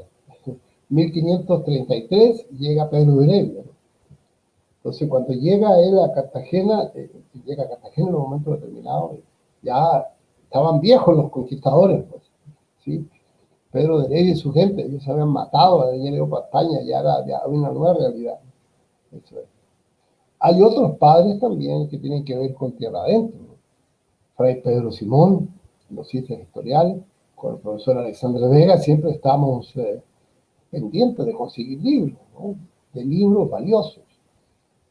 Fray Pedro Simón está en el Archivo Histórico del Atlántico. Vayan allá, y ahí está Elkin, y le piden por favor 5 tomos de Fray Pedro Simón publicados por el Banco Popular. Está todo Fray Pedro Simón, y ahí hay mucha información sobre el siglo XVI, sobre todo de la llegada de los españoles. Y sí, también los sacerdotes, ¿no? O sea, gente que llegó aquí no a matar ni a buscar oro, sino que a cristianizar a los indígenas, a ponerles nombres españoles, a casarlos, a decirles pues, que no tuvieran muchas mujeres, en fin, lo que hacen siempre los sacerdotes de muy buena fe. Y escribieron también, escribieron. Entonces, me parece, o sea, los primeros historiadores de acá son. Y el otro también de acá es Fray Pedro Aguado, Recopilación Historial, Resolutorio de Santa Marta, ¿no? Son unas obras enormes que ya están todas publicadas, están en internet todas, y son las cosas que leen toda la gente, hay que considerar eso, ¿no? Y por supuesto, este señor, ya hablando con mi amigo Alexandre Vega Lugo, ¿no? Profesor Vega, que es un gran admirador y coleccionista de los trabajos de Bartolomeo de las Casas, ¿no? No puse el nombre porque es muy conocido. Bartolomeo de las Casas nació en 1474 y murió en 1566, ¿no? Y él estuvo en Guatemala. Entonces, lejos de acá, pero hay que mencionarlo. Es uno de los fundadores, digo yo, de la teología de la liberación, que le llaman, ¿no? De los años 60, ¿no? Y a cualquier persona que estudia Derecho, ustedes le pueden preguntar, decirle, mire, ¿cuándo se fundaron los derechos humanos? Eso lo hizo en Guatemala Bartolomeo de las Casas. Él es considerado, pues, en la historia, un libro de historia de los derechos humanos, Bartolomeo de las Casas. Por eso quiero decir, pues, de que no todo es muerte, conquista, oro y esas cosas, ¿no? Ya, entonces, vamos a poner nuevamente el San Bertrán. Ya, entonces, bien, vamos a prender un poco de luz aquí, porque voy a leer algo. Bien, don José Agustín Blanco Barros, ¿ya? Don José Agustín Blanco Barros, él escribió entonces, él escribió sobre el padre San Luis Beltrán, ¿ya? Entonces, voy a leerle una página, un fragmento, ¿ya? Hay un texto que se llama La Encomienda de Malambo, ¿ya? En el cuarto tomo, en el segundo tomo de José Agustín Blanco Barros, ¿sí? En la página 205, está un texto dedicado a la Encomienda de Malambo. Eso está originalmente en el norte de Tierra Adentro y los orígenes de Barranquilla, de José Agustín Blanco. Y está hablando de Malambo, ¿no? Malambo tuvo 2 momentos culminantes, ¿no? Primero, hace 3000 años, cuando se convirtió en el lugar donde, en Sudamérica, 2 o 3 lugares, ¿no? Comenzó la agricultura. El ser humano comienza a sembrar los alimentos. Ya no hay que andarlos buscando por las montañas, por las rocas, por los ríos, por los mares, por las playas, sino que tenían ya lo básico, que era un carbohidrato, más la fruta que se dan ahí, ¿no? Sobre todo yuca, ¿no? Que es muy noble, ¿no? Entonces, Malambo tiene un momento culminante en la historia de América Latina como ser uno de los lugares. Y Malambo significa soledad, ¿no? Barranquilla, estamos al lado, estamos en el mismo barrio. Ya. Y luego tiene un segundo momento, que cuando llegaron los españoles después de Tubará, Malambo era el otro grupo o pueblo indígena más grande. Y fue una encomienda muy importante, Malambo, ¿no? Estamos hablando del siglo XVI. Y cuando vino nuestro amigo Luis Beltrán, ¿ya? Padre, ¿no? Cuando vino acá, estaba en su esplendor. Entonces, voy a leer el fragmento que dice la doctrina de Malambo, ¿no? Y de todas maneras había una preocupación de parte de la corona. La corona española estaba interesada en adoctrinarlos. Es decir, la razón legal de la llegada de los españoles y porque ellos se sintieron dueños de esto, es que ellos nada menos que estaban predicando el Evangelio de Cristo. Esa es la reflexión de ellos. No fue algo arbitrario de parte de la corona. O sea, correspondía al saber y entender del siglo XVI, no de ahora, por supuesto. Ahora nadie justificaría una guerra. El señor Trump jamás justificaría una guerra, ¿no?, a nombre de la religión protestante. No sé si será calvinista, luterano, no sé de qué corriente protestante será, porque no sé si es católico, no me interesa mucho. Pero ninguna persona ahora diría, mire, voy a dominar a este pueblo para inculcarle esta religión. Ya, de todas maneras, los propios romanos, ni siquiera los romanos lo hicieron, y tampoco pretendía cambiar las costumbres.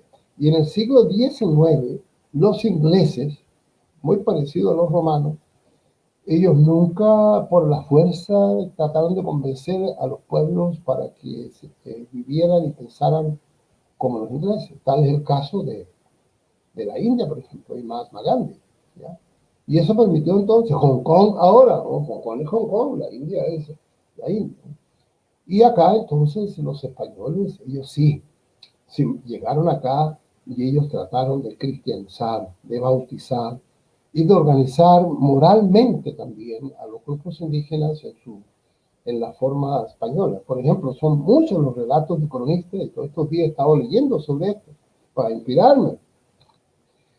Y es que las mujeres generalmente, acá en la región del departamento, aquí en el departamento del Atlántico, nuestras indias que eran caribes con sangre arawak, ¿ya? De los arawak, perdón, de los arawak, o sea, los arawak son la primera población. 700 después de Cristo llegaron los caribes, ¿no? Entonces, la raza indígena caribe que llevamos aquí nosotros, de todas maneras, es mezclada también. Es una mezcla de biología y de cultura. Es transcultural. No es totalmente caribe, hasta donde se podía hacer, ¿no? Es imposible en aquellos tiempos, pues estamos hablando hace 1000 años, donde 700, 600 después de Cristo, que llegaron los caribes aquí a la región caribe. Entonces, pero los relatos de los cronistas cuentan que las mujeres ya andaban con el dorso desnudo, y los indios también andaban medio desnudos, acaso no se ponían ropa, y las mujeres sí tenían un trapo delante, pues, por delante tenían una especie como de, sí, como un pañito así, ¿no? Pero el resto me lo habían dado desnudo. Y imagínense, San Luis Beltrán, el padre Luis Beltrán, entonces tratando de bautizarla, de ponerle un nombre en español, de que se casaran con un hombre, que tuvieran una familia, todas esas cosas. Impresionante. Dice, voy a leer lo que dice entonces José Agustín. Malambo fue escenario de la acción predicadora de San Luis Beltrán, especialmente en los comienzos del espacio de tiempo que va de 1562 a 1569, es decir, 7 años. Durante 7 años estuvo este señor acá. ¿Ya? El mismo cronista Zamora, está citado ya antes, ¿no? Aquí está citado, ¿no? Está citado el señor Zamora, ¿no? Alonso de Zamora, Historia de la provincia de San Antonino, el Nuevo Reino de Granada, Bogotá, Biblioteca de Cultura Popular, 1945, 2 tomos. ¿No? Un cronista, pues, que escribió. El mismo cronista Zamora dice al respecto que el santo, o sea, antes de ir a la provincia de Santa Marta, recorrió todos los pueblos naturales que había entre Tubará y Malambo. Tubará es la primera encomienda, la mayor concentración de indígenas, y luego entonces tú eras y Malambo, a 10 del río, ¿no? Entonces todo ese tramo, él recorrió todos esos pueblos, y que incluye, por supuesto, también a Baranoa. Y por lo menos nada de eso había, ¿no? ¿Sí? Pero de todas maneras, él recorrió esta parte, ¿no? Ya, Tuareg Malambo, que en cada uno de ellos despedíase con un sermón en cada pueblo y acompañado de sus indios pasaba a otro hasta que llegó al de Malambo, en cuyo puerto se embarcó y atravesando el río de la Magdalena entró en la ciudad de Santa Marta. Entonces, para la historia de Malambo, ¿no? La historia de Malambo es un acontecimiento importante. La predicación de San Luis Beltrán por ley debió hacerse en lengua castellana, y en los documentos del proceso de canonización consta que el santo utilizó los servicios de intérpretes indios o, entre comillas, lenguas. Un indio lengua, es un dolmetscher, es un traductor. Los más viejos, como se dice, o da a entender en las actas de muchas visitas oficiales a pueblos indígenas del norte de Tierra de los más viejos de los indios, sobre todo, no entendían cabalmente el castellano, como se dice, o da a entender en las actas de muchas visitas oficiales a pueblos indígenas del norte de Tierra Adentro. De manera expresa y como un grave cargo contra el encomendero de Malambo, el visitador Alex Urías y Muñoz, en 1710, apoyándose en el testimonio de varios disponentes, consigna el hecho de que ese año todos los indios de este pueblo hablan aún la lengua antigua. Es una pérdida, ¿no? Sería interesante que tuviéramos gente todavía hoy, imagínense, que hablara las dos lenguas, como muchos pueblos, ¿no? Pueblos pequeños sobre todo. En Suiza hablan alemán alto, Hochdeutsch, Suiza. O sea, una persona va a Suiza, a cualquier parte de Suiza, y habla en alemán. Y también puede hablar en francés, porque todos los suizos hoy hablan francés también. Y también si hablas en italiano, te responden en italiano. Y por supuesto, si le hablas en inglés, obvio. O sea, los suizos de a los 10 años ya hablan 4 idiomas. Es asombroso eso. Ya. Pero ellos en sus casas, en su familia, hablan el dialecto. Es decir, en Soledad, en Malambo, todos estos pueblos, ¿no? En las casas de la gente debiera hablarse en la lengua caribe, una de las, Malibú se llama, pero no es así.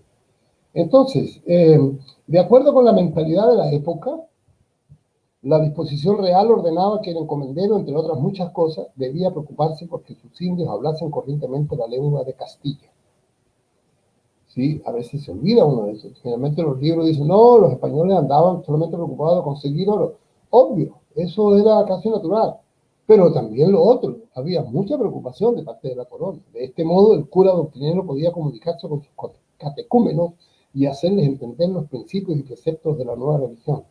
Además, era necesario que los indios no tuvieran ninguna dificultad en sus relaciones con las otras autoridades que habían de tocar con ellos. El gobernador de Cartagena, por ejemplo.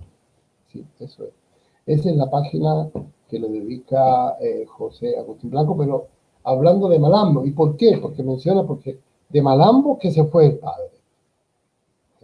En otra parte cuenta el propio, ya vamos a ver la parte correspondiente entonces, José Agustín escribió un capítulo especial, ¿sí? ¿Sí?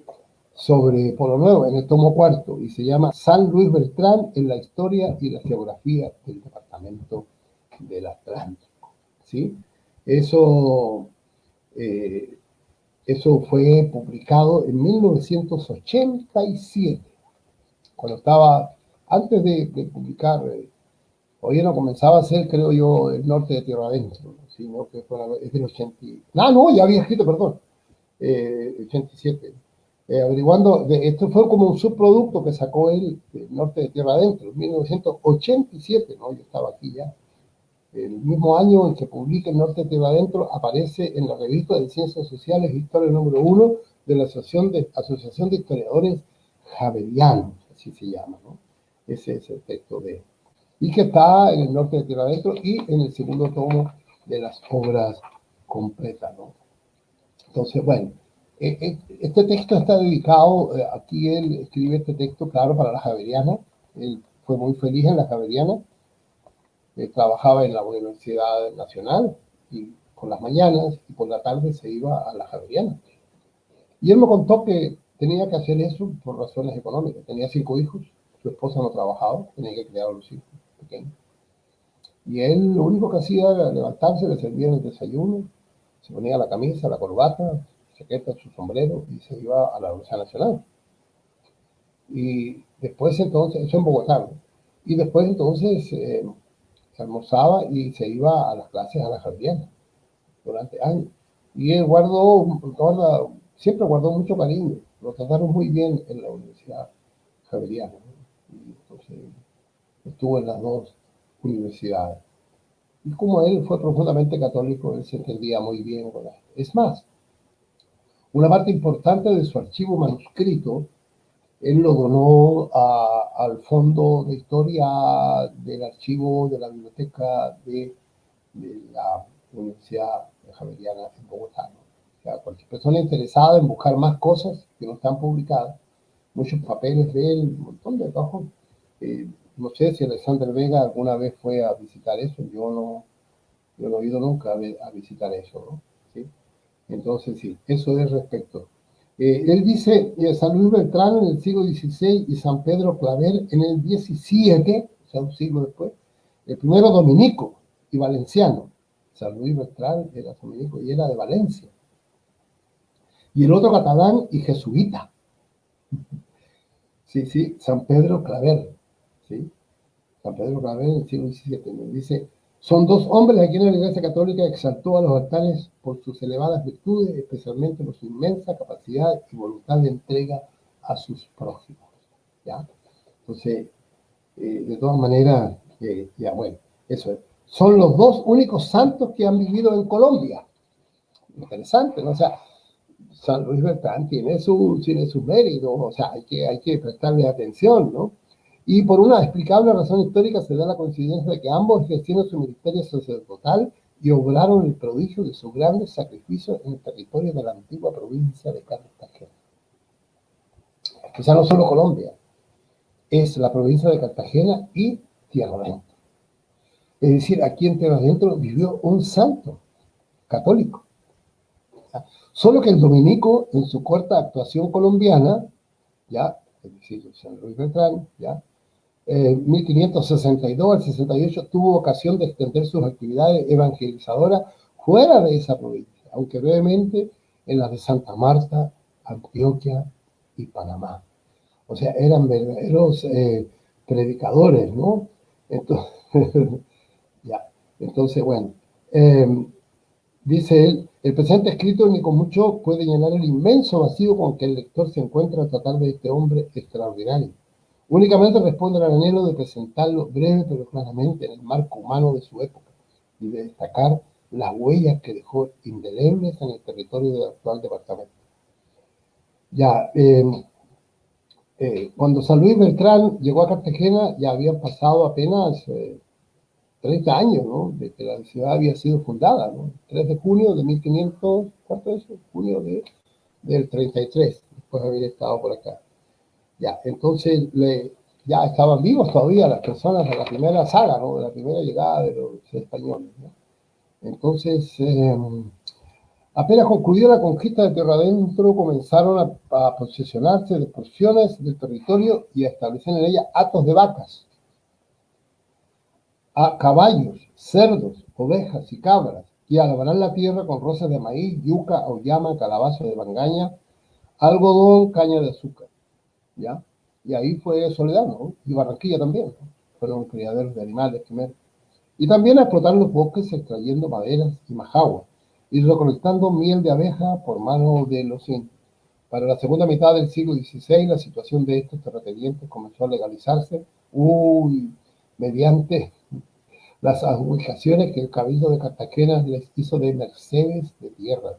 Tales concesiones graciosas quedaron desde entonces respaldadas por títulos o escrituras públicas. Ya en la clase pasada hemos hablado de ese tema, ¿no? ¿De quién es la tierra? La tierra es del reino español, es de la corona, tierras realengas. Realengas se llamaban, ¿no? Los realengas. Si alguien quería tener tierra, tenía que pedirse a la autoridad que era el rey de España. En un principio costaba mucho conseguir tierra. Había que ir a España, había que escribir, había que hacer todo un proceso para que el rey le firmara, ¿no? Así lo hicieron los barros, ¿no? El siglo XVII. En el caso de Barranquilla, pues las tierras de Guaymará, hay toda una historia ahí que los tipos van allá y les ponen el timbre, pues, el sello del acre, ¿sí? Y la firma de las autoridades españolas para que se dueño de la tierra. Pero en un principio, como todos sabemos, ¿no? El interés principal eran los indios que trabajaban y que producían maíz principalmente y hacían algunas labores en los campos, de tumbar Monte Bravo y para sembrar, para sembrar pasto para las vacas, ¿ya? Pero siempre los indios fueron utilizados en la agricultura. Ahora bien, hay que considerar el hecho, ¿ya? Y eso está bien estudiado, para la provincia de Cartagena. Les puedo recomendar yo el artículo de José, del señor del rector actual de la Universidad del Norte, de Adolfo Mesa Roca. Hizo un estudio en Estados Unidos, no sé si se habrá graduado con él, eso es el trabajo de historia que hizo, historiográfico, en los 80, ¿no? Estuvo en Estados Unidos, y sobre la provincia de Cartagena, sobre la esclavitud. Este señor se fue a Sevilla a contar cuántos negros habían traído a Cartagena.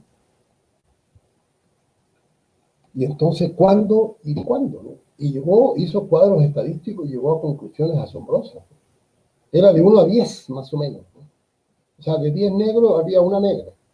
De 10 españoles había una blanca. Entonces, ustedes se podrán imaginar, entonces, uno se puede imaginar cómo habrá sido eso. Y la Iglesia Católica, con sus santos allí tratando de organizar a los grupos indígenas. Y se impuso la naturaleza, la biología y, pues, la voluntad de los seres humanos, ¿no? Sencillamente ese proyecto fracasó, ¿no? La reina Isabel se le, ¿cómo se dice? Sí, no pudo, la reina Isabel no pudo, no se le ocurrió eso. Es un tema no resuelto. O sea, ¿qué pensó la reina Isabel? No, nunca he leído algo sobre eso. Los invito a que me ilustren ustedes a ver cómo pudo haber sido eso. Distinguidos personas que me están escuchando. Sí, perdón. Sí, algo pasó acá. Algo pasó acá con mi cosa acá. Bueno, entonces, perdón, me parece que hubo un accidente acá.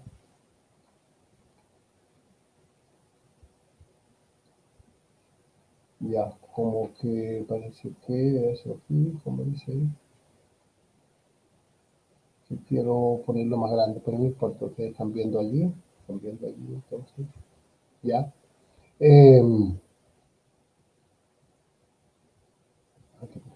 Bien, entonces, sí, esa parte no la conozco. De todas maneras, este señor José Agustín Blanco, una vez él escribió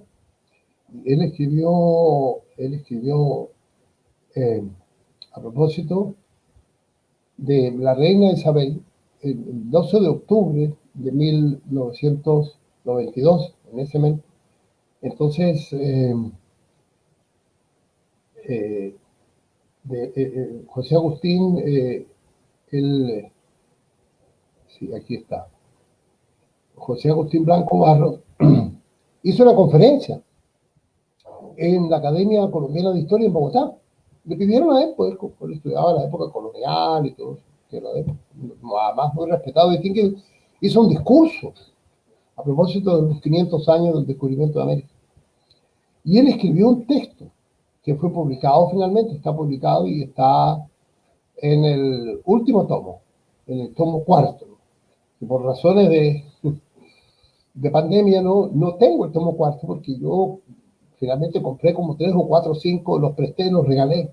Y de pronto me doy cuenta hace unos días atrás que me quedé y tengo que llamar allá a la universidad para pagarlo y que me lo traigan entonces, kilómetro 5 me lo trae aquí a la casa. Y me acuerdo que uno de los textos que yo leí, que comenté con José Agustín, ¿no?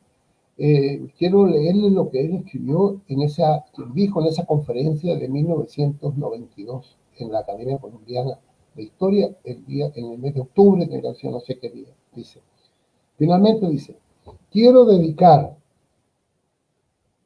las palabras finales de esta intervención a los gobernantes indios desde México hasta Chile, ¿ya? Pasando necesariamente por nuestra querida Colombia, a Cuauhtémoc y Nememanieque y al Inca que mandaba en Cusco, a los caciques y guerreros Lautaro y Caupolicán, eso de Chile, el rebelde Tupac Amaru, a Calarcá y Nutibara, a Toro Sentado también, que pelearon y perdieron sus vidas y bienes, ¿ya? Luchando bravemente contra el hombre, contra los hombres venidos de ultramar y a las mujeres indias y negras en cuyos vientres cuajó el mestizaje y el mulataje de la América Morena, a las mujeres españolas que fieles a sus esposos se arriesgaron a una vida diferente en un lejano mundo que no conocían y cuya sangre corre también por nuestras venas.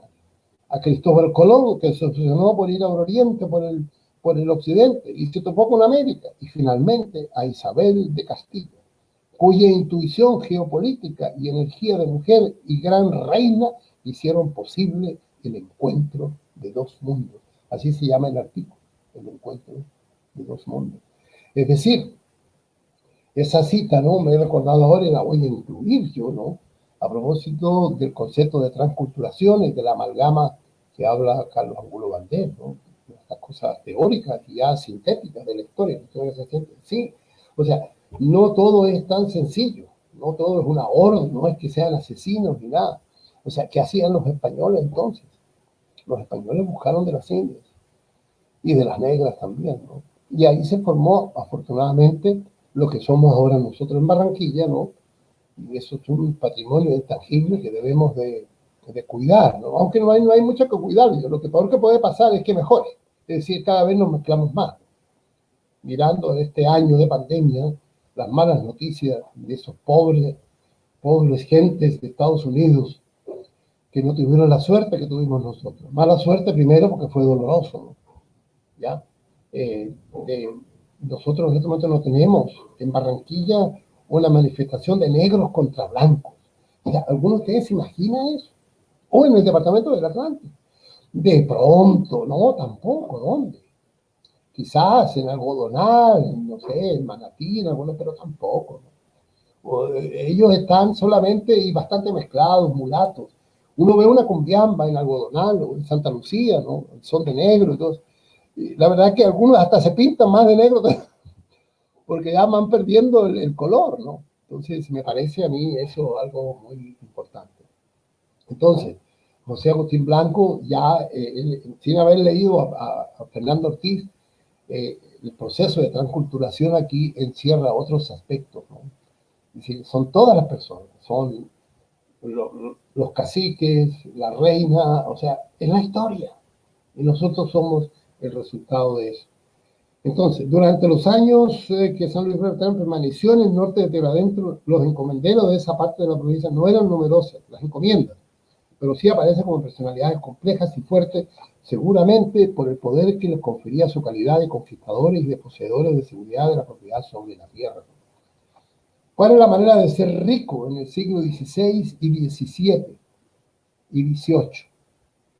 La manera de ser rico acá era tener tierras. Y en algunos casos comerciantes al final de la época.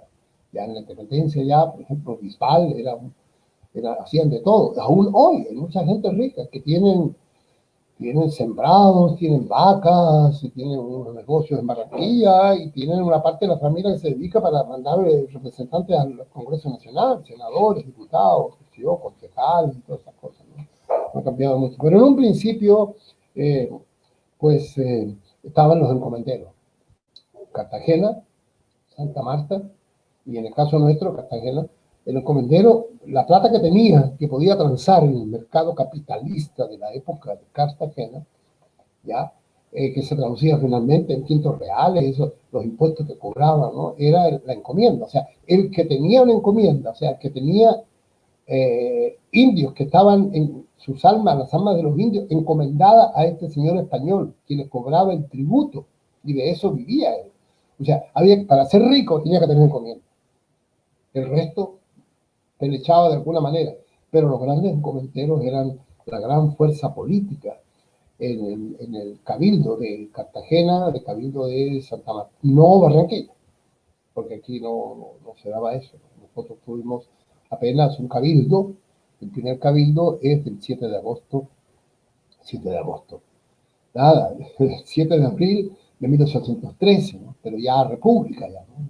Pero hasta esa fecha, acá había un alcalde pedáneo, ¿no? Había gente así, había curas del año 1700, de Luis Suárez, pero el resto nosotros éramos un sitio de libres que convivía sin compulsión. Bueno, y los encomenderos, aquí José Agustín en este artículo hace la lista, ¿no? De los encomenderos terribles, ¿no? Una lista grande de gente. Pedro de Barro, encomendero de Galapa y Saco, desde el 2 de diciembre de 1551, portugués, hijo de mayor, etcétera, ¿no? Alcalde ordinario de Cartagena en 1561 y 62. Ahí están todos los encomenderos, la lista la tiene don José Agustín. Álvaro Mendoza, compañero muy apreciado de Pedro de Heredia, ¿no? Etcétera, ¿no? Entonces, lo mismo que Francisco Sánchez, este primer Pedro de Barros, ya aparece relacionado con la vida de San Luis Beltrán en la crónica de Zamora, tomado el dato del expediente, el proceso de canonización. Dice el cronista dominico que doña Isabel de Montalvo, mujer de Pedro de Barros, gozaba de buena salud, a pesar de la cual San Luis le dijo que su muerte estaba próxima y que preparara su conciencia. Ella creyó, se alistó e hizo bien, porque en breve plazo falleció. ¿Qué te parece, Fernando Ferrer, esa historia, ¿no? Que tú te gustan ese tipo de cosas. San Luis Beltrán estuvo ahí en Malambo, cerquita a Soledad. No había Soledad, ¿no? Ya, sí, Malambo es Soledad, oye, en el mismo barrio, ¿no? Pero ¿qué te parece la historia esa, no? De que este sacerdote tenía unas cosas, la vio, era un sabio, y era más o menos grande, y recorría los pueblos, y cada pueblo que iba hacía sermones, y hacía esas cosas, ¿no? Y le dijo a la esposa nada menos que de Pedro de Barro, compañero de Pedro de Heredia, ¿sí? Le dijo que se cuidara y que limpiara su conciencia porque pronto ya le tocaba retirarse a la vida eterna, y ella se murió, ¿ya? Bueno, los encomenderos eran los poderosos de la época, dice, recios e impositivos, el calificativo que le pone José Agustín, celoso de sus ingresos. Los mayordomos que ellos mantenían en sus pueblos de indios era cosa peor. Sí, ¿no? Sabemos los mayordomos, ¿no? Los mayordomos eran cosas serias. De las severidades y crueldades de los encomenderos y mayordomos en el norte de Tierra Adentro se ocupó a incansable la astronante predicación de San Luis Beltrán. Eso hay que decirlo. El tope que tenían esta gente poderosa. Hoy también son poderosos y manejan las fuerzas militares y todas esas cosas. Y siguen golpeando al pueblo, creo yo, ¿no? Pero son distintos los encomenderos. Tienen otras actividades económicas ahora, ¿no? Jamás han capturado el Estado, como aparece todos los días en la televisión. La índole de los indígenas que bautizó y adoctrinó San Luis está bien precisada en un párrafo de la Suma de Geografía que el bachiller Martín Fernández de Enciso escribió en 1518. Vamos a leer el párrafo de una especie de un libro sobre la época, ¿no? En 1518, ¿ya? Desde Santa Marta a Zamba, Galera Zamba, hay 25 leguas, 25 por 5, ¿cuántos son? 125, 130 kilómetros. ¿Sí? Lo que existe, no ha cambiado. La tierra de esta costa es llana y rasa sin montes, que es toda sabana muy fermosa, es tierra bien poblada. Los hombres traen los cabellos cortados y coronas como frailes. Las mujeres andan cubiertas de la cinta abajo. Es buena gente que no hace mal a los que salen a ellos, que a ellos no hacen primero. No parece que estas palabras correspondan a la imagen que se tiene de los indios caribes. En cambio, más adelante el mismo oficial dice, comillas, de 1518, la gente de esta tierra de Zamba a Cartagena es bien dispuesta, pero los hombres y las mujeres andan todos desnudos como nacen. Son belicosos y usan arcos y flechas, tiran todas las flechas con hierba y de la mala y pelean las mujeres también como los hombres, ¿no? Entonces, en un documento que cita José Agustín de la visita de Melchor Pérez de Arteaga en 1561, el texto interesa aquí, ¿no? Declaraciones de Surero, un indio de Galapa, 1561. Comillas. A la sexta y séptima pregunta dijo que este pueblo hay una mojana vieja y ciega que se llama Cabari. Es una india. Eso es una mojana, ¿no? Una mojana vieja. La cual, quedando, estaba buena de los ojos, hablaba con el diablo y curaba a los indios soplándole los cuerpos y untándoseles con hierbas y tabaco mascado. Y este bien se los hacía de noche. Y los indios que curaba le daban buriales y cuentas y hilos y cada uno de lo que tenía, ¿no? Es decir, un relato de una india que hacía milagros por las noches, ¿no? Que se llamaba Cabari, ¿no? ¿Qué te parece, Fernando Ferrer? Tienes que incluirla. Entonces, ya. Y también lo podemos apreciar en la plática de los indios, ¿no? De Juan de Villaflores. Bueno, entonces, ya, eso es algunas cosas que dijo sí, Juan de Boyamona, ¿no? San Luis Beltrán, la religión de Santo Domingo. Sí, hay una historia ahí que tiene que ver con Tubará, ¿no? Que él descubrió, ya. Luis Beltrán fue canonizado en 1671, ¿ya? O sea, en 1658 fue nombrado doctrinero de indios, ¿sí? Bueno, hay mucha cosa, ¿no? Este artículo lo pueden ustedes mirar bien. Hoy en el día, el santo de la veneración de las gentes de Manatí, en el sur del departamento del Atlántico y acá sobre el canal del Dique, es San Luis Beltrán, ¿no? El santo patrono de Manatí. Yo no sabía, me enteré anoche, y ahora lo comparte con esto.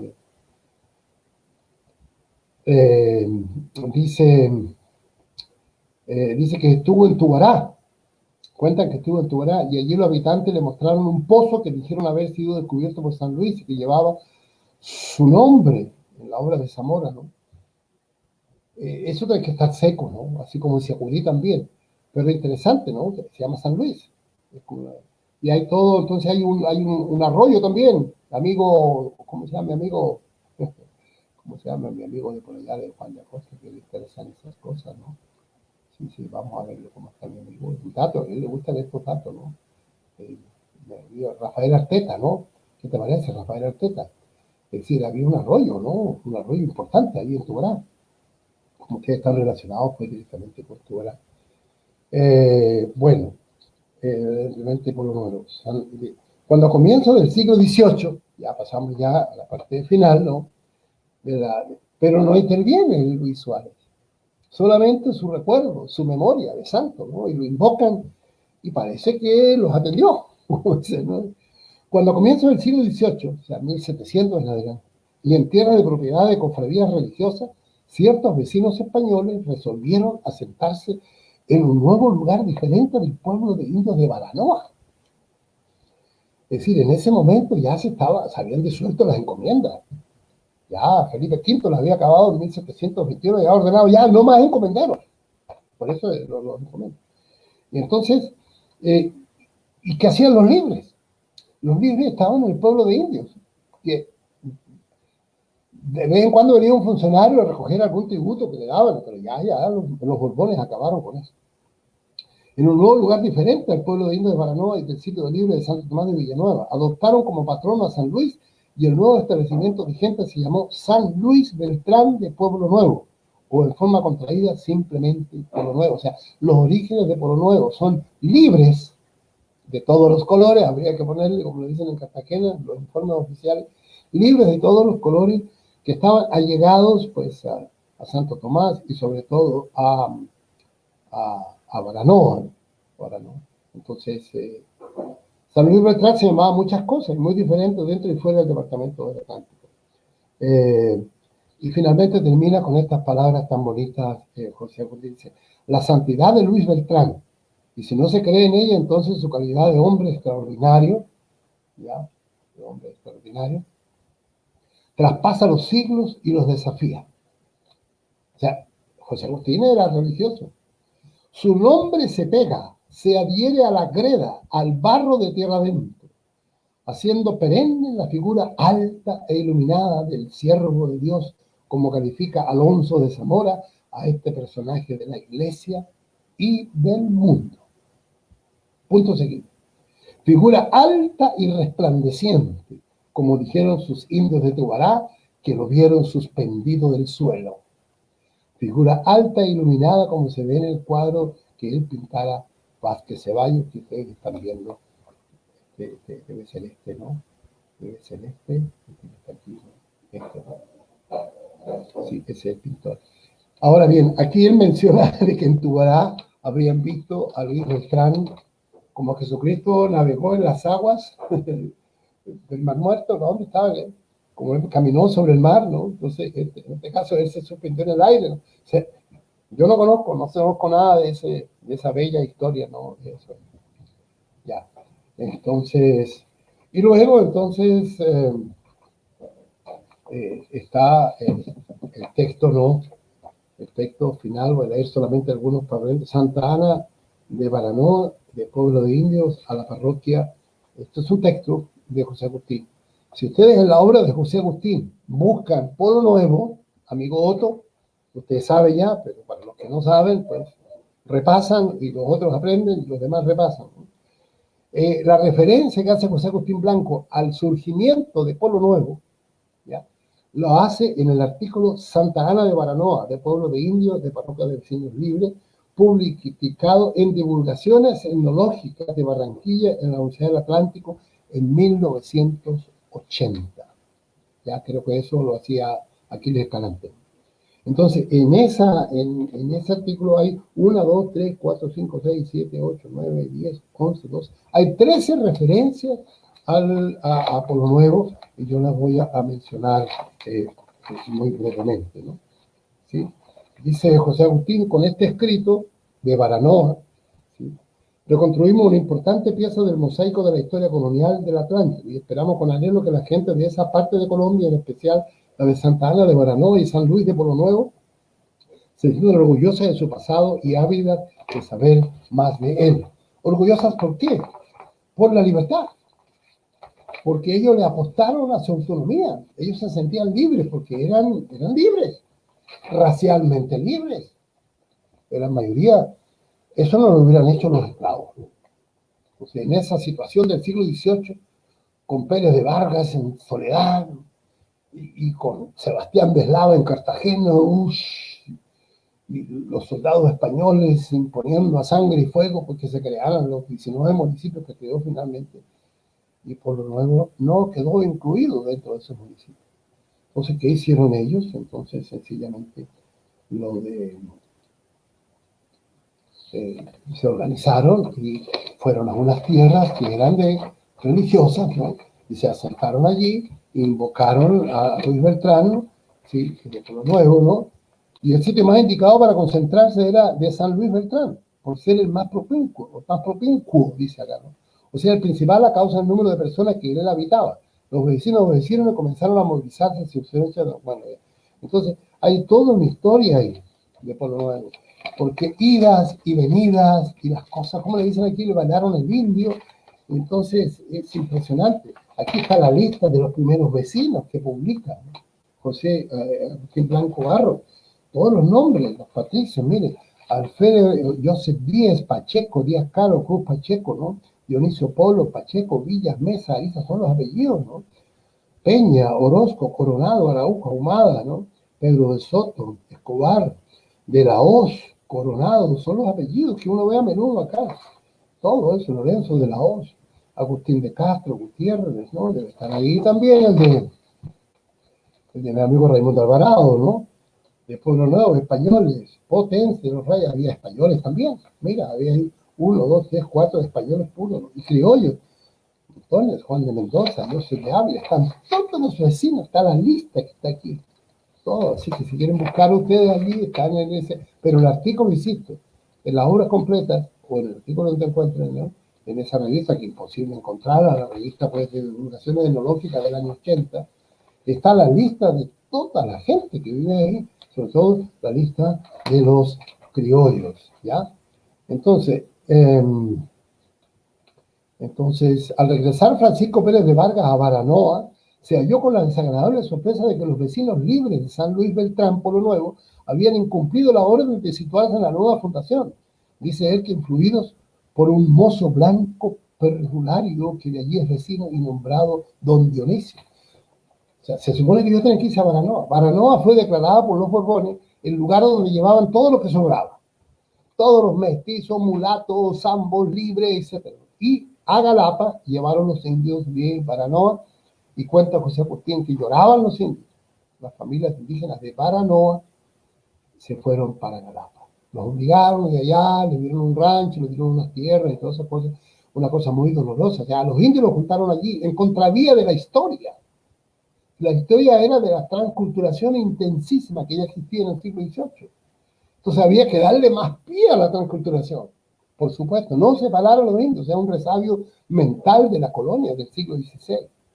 Y sencillamente, pues, entonces, una vez que Dionisio Potencia de Oliveira fue apresado y sacado de Pueblo Nuevo, ¿no? Las personas que los vecinos de este sitio se hicieron más dóciles y algunos de ellos empezaron a cumplir la orden de que concurriesen con sus machetes en la población de Baranoa a las 7 de la mañana a fin de comenzar a abrir y a explorar el campo que han de fundar. O sea, fue toda una tragedia, llevaron a la gente allá a tumbar montes, ¿no? Pero hasta que finalmente ya eso no funcionó, hasta que finalmente el virrey, un informe de Pérez de Vargas, ¿no? Un informe finalmente, pues, ya, en la firma Macarga se le debe decir, ¿no? Enterado el virrey Lava de la seria resistencia de los vecinos de Pueblo Nuevo, heroica, para integrarse a la parroquia de Baranoa y su insólita aventura en Santo Tomás, ordenó el juez comisionado Francisco Pérez de Vargas para que fuera para allá a imponer, pero no pudo, ¿no? ¿Ya? La reducción de los rebeldes de Pueblo Nuevo para que cumplan su obligación espiritual, ¿no? Finalmente Vargas en esta misma recuerda al cura de Santo Tomás. Sí, o sea, fue todo un proceso, ¿no? Que finalmente triunfó. Ya, de Santa Ana de Baranoa. Los rebeldes de Pueblo Nuevo no querían poblarse en la nueva fundación. La documentación que hemos consultado en el Archivo Nacional nos aclara algunas cosas importantes en torno de la pretendida agregación a Baranoa por orden del virrey Eslava. Lo cierto es que 32 años después, por ejemplo, don Juan García Turín, 1710, censó a Pueblo Nuevo como viceparroquia de Baranoa y desde el año del 77 había en él 94 vecinos, 472 habitantes y 93 casas. Entonces, esa es la historia de Baranoa, ¿no? Baranoa. Ahora, ¿por qué la publicó? Porque Baranoa se lo dije aquí, las Escalantes de Baranoa. Ya, entonces, eso es bonita historia para Otto, ¿no? Pero Otto ya me imagino que sacó un libro, está a punto de sacar un libro, ¿no? Ahí está algunas imágenes para despedirnos de José Agustín Blanco en su maravillosa biblioteca, ¿no? Que deben quedar todavía algunas cosas ahí. Y la obra El Norte de Tierra Adentro, ¿no? ¿Ya? Y Otto, ¿no? Sí, ya sabes ya, en el segundo tomo de José Agustín, la gente de Pueblo Nuevo, que está escuchando, allí en el artículo Baranoa, pero eso está publicado en el 80. ¿Ya? Es un gran artículo y ahí dentro de eso está la cosa de Pueblo Nuevo, ¿no? Porque si tú buscas Pueblo Nuevo no lo vas a encontrar. Y ahí está Agustín en sus últimos años maravillosos. Yo pasé unas horas maravillosas con él. Yo hablaba fácil con él un día entero. Llegaba a las 9 de la mañana hasta las 10 de la noche. Y me servían galletitas de soda con café con leche y un pedacito de queso así. Sus hijas, ¿no? Y su maravillosa esposa, la señora Beatriz Barón de Blanco, ¿no? Ya, ahí está el Imperio Español, ¿no? Y ahí estamos nosotros, ya algunas imágenes. Es un buen mapa, ¿no? Y aquí está, en este triangulito, aquí está Baranoa, ¿no? Este es el mejor mapa, pero no lo puedo agrandar, no tengo la técnica, ¿no? Pero ahí dice entonces, sí, aquí dice entonces, Pueblo Nuevo, ya aparece Pueblo Nuevo en este mapa. Entonces, cuando lo veamos otro, yo te voy a pasar este mapa porque ahí aparece en el mapa ya. Entre Baranoa y entre Santo Tomás, ¿ya? Santo Tomás. Y aquí se ve con mayor claridad, ¿no? Ahí están los mapas, ¿no? De tierra adentro, ¿no? Entonces, y los personajes de la época en España, ¿no? Estábamos vinculados a España todavía en el siglo XVIII. El último rey de España de la casa de los Austrias, de Felipe el Hermoso y de Juana la Loca, que no era loca. Y este es el gran Felipe V, ¿no? ¿Sí? Felipe de Anjou, rey de España. Este es el gran Borbón, ¿no? Hasta 1746. O sea, al final de su vida, él estaba ya, bajo su mandato, estaban organizando racionalmente, según él, pues todos estos pueblos. Los borbónicos son así. Entonces, yo tiendo a ser Austria, por si acaso. No monárquico.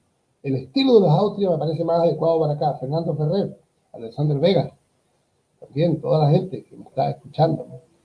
Hay que distinguir la diferencia aquí en América Latina y en Colombia, en el departamento del Atlántico, en tierra adentro.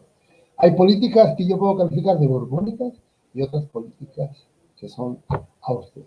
Los austrias eran más sensibles a lo que había en cada territorio.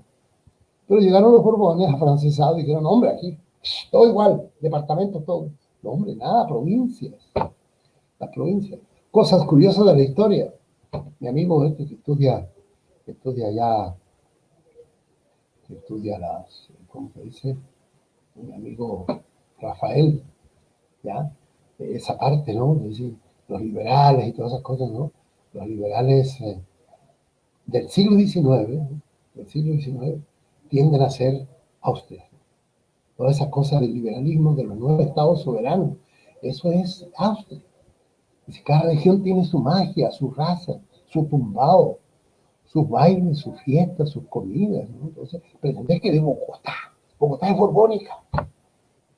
De hecho, es un invento borbónico. Bueno, ya, ahí está Tubarán, ¿no? La encomienda mayor de tierra adentro, ¿no? Ya, entonces Tubarán, entonces, ya están los pampas de esto, ¿no? Las fechas para la gente que no, 139 recién, ¿no?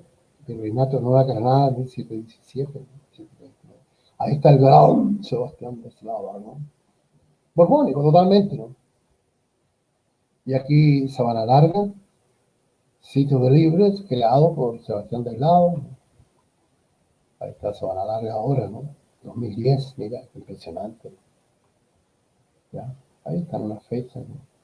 Lucía Curí, qué lindo, ¿no? Sí. Y ahí están los pueblos de indios, ¿no? Este mapa que hay que hacerlo mejor, Alexander Vega. Hay que mandárselo a un gráfico para que haga un buen mapa. ¿Viste? Es un mapa muy bueno, pero no quedó bien en las obras completas. Y el censo, con esto terminamos entonces, sí, con esto terminamos, sí. Con esto terminamos acá entonces. Para ver aquí entonces, Pueblo Nuevo ya tenía 472 almas. Sí, Pueblo Nuevo. Y Baranoa tenía 1124. Eso sería la Barranquilla, Soledad, este mapa. Entonces también hay que hacerlo mejor, tener una mejor consejo. Eso fue un viaje por esa gesta. Bueno, al final, pues, cómo se gestó. Pero para entender el surgimiento de Pueblo Nuevo, hay que saber de las grandes corrientes que había, ¿no? Si hubieran estado los Austrias hubieran dejado evolucionar a estos pueblos de indios, a pedacitos de libres, naturalmente. Yo creo, mientras pagaran el quinto real o alguna cosa así. Pero esa cosa de compartimentar y todas esas cosas en departamentos. Núñez es borbónico. Entonces vamos a ver, y hoy, borbónicos. Bogotá es borbónica. Hay que hay que volver a la idea de las provincias, ¿no? Las provincias unidas, por ahí en la independencia brotó la idea, ¿no? Las provincias unidas de Nueva Granada. Esa idea era buena, ¿no? Las provincias unidas. Y ahora la idea de región es Austria. ¿Qué están diciendo? El mismo argumento. Aquí somos distintos y aquí entre nosotros nos entendemos, dennos nuestros recursos y nosotros planificamos aquí, luchando contra la corrupción y repartimos mejor las cosas aquí, desde Bogotá, ¿no? Si no, fíjense ustedes las cosas que están pasando con la CRA y las carreteras que están haciendo que no conducen a ninguna puerta, puentes que no conducen a ninguna parte, carreteras que van para Cartagena pero no llegan a medio camino y otras cosas más, ¿no? Estamos en un momento muy triste y oscuro, creo yo, a nivel de la dirección política. El resto, seguimos todos viviendo acá, los recién llegados como yo, y los más viejos por acá, seguimos en esa misma corriente, en ese volcán, ¿no? Que es tierra adentro, ¿no? Uno de los lugares de transculturación racial y cultural, ¿no? Valga la redundancia, más intensos que pueden haber. Me despido de ustedes. Miren un poco Drum Day. Drum Day está en YouTube. Son presentaciones de música folclórica, de tambores en el departamento del Atlántico, en el Caribe, unas cosas muy buenas. ¿Sí? Creo que esta noche está mi hijo presentándose como músico, como percusionista. Y yo, como en octubre, estoy dando una conferencia sobre el tema de la música, ¿no? Y los carnavales y aspectos históricos sobre el tema de la música. Y ahora está Barranquilla por la noche también, presentando cosas muy interesantes. Juan Pablo, creo que... Profesor, buenos días. Bien, entonces. Gracias, Juan Pablo, por la gran oportunidad. Entonces... Gracias, Jorge, a ti por habernos acompañado en esta octava sesión de la cátedra Atlántico Barranquilla, este segundo semestre, literal, vamos a mitad de semestre ya, faltando más 8 sesiones para concluir este 2020 C2. Muchísimas gracias a Jorge Villalón y muchísimas gracias a todas las personas que se conectaron a esta transmisión del Archivo Histórico del Departamento del Atlántico. Mi nombre es Juan Pablo Mestre y les deseamos a todos ustedes un feliz resto de día.